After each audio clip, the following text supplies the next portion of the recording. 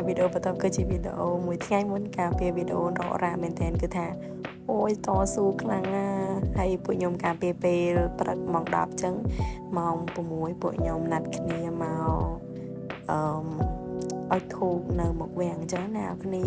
សុំទុកសប្បាយកុំឲ្យភ័យកុំឲ្យអីអញ្ចឹងទៅហើយពួកខ្ញុំក៏បាន copy slide ឲ្យដើម្បីយកមកឲ្យខាង DCI ខាងលេខាសាលាគាត់ទុកសម្រាប់ត្រៀមឯកសារពួកយើងអញ្ចឹងសម្រាប់ឲ្យគណៈកម្មការ3ច្បាប់ឲ្យខាងសាលាមួយច្បាប់យក color ហើយឲ្យសម្រាប់អ្នកចូលរួម10ច្បាប់សខ្មៅអញ្ចឹងនៅពេលដែលយើង print សភៅហើយអញ្ចឹងទៅយើងយកមកទុកឲ្យគាត់ដើម្បីគាត់ត្រៀមទុកឲ្យយើងដូចគាត់ត្រៀមចំឲ្យយើងសម្រាប់ការពារស្អែកយើងគ្រាន់តែមកដល់រៀបចំស្លាយយើងការពារយកតែម្ដងអញ្ចឹងណាអ្នកគ្នានឹងសភៅនឹងអស់ម៉ានអត់ 132,500 ពួកខ្ញុំលឺហើយអាពេលនឹងភ្លៀងណាប៉ុន្តែលឺហើយពេលនឹងគឺបែកញើសស្រក់ពេញខ្លួនហ្មងមនុស្សកំពុងតែអត់លុយចាយផងមកត្រូវ print សភៅទៀតច្រើនទៀតមុនដំបូងពួកខ្ញុំគិតថាអត់តាម៉ាន40,000 50,000អីណាតែដល់ពេលអ្នកលក់នឹងគាត់ថាចែអស់ 132,500 អូនពួកខ្ញុំឡើងស្លោឈាមមួយមុខគ្នាហ្មងបើសិនតែអ្នកអត់លុយដែរចឹងទៅពួកយើងក៏បានរៀបចំមើលសភៅមើលអីហើយត្រៀមអាហ្នឹងនៅក្នុងកំពុងតែនៅក្នុងបន្ទប់ DCI ហ្នឹងណាហើយនេះគឺជាសភៅរបស់ពួកខ្ញុំដែលពួកខ្ញុំបានធ្វើពួកយើង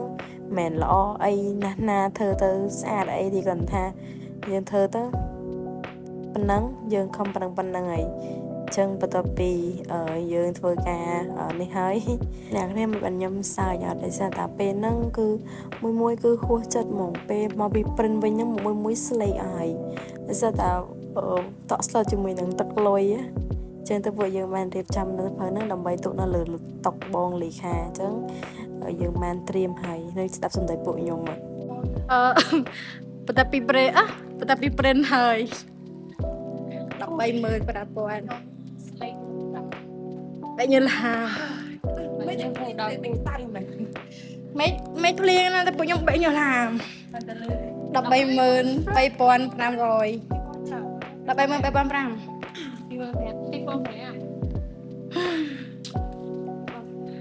អញ្ចឹងបន្ទាប់ពីធ្វើការយកសភៅដាក់ហើយពួកយើងក៏ធ្វើជារបៀបដែលពួកយើងដូចសមអញ្ចឹងណា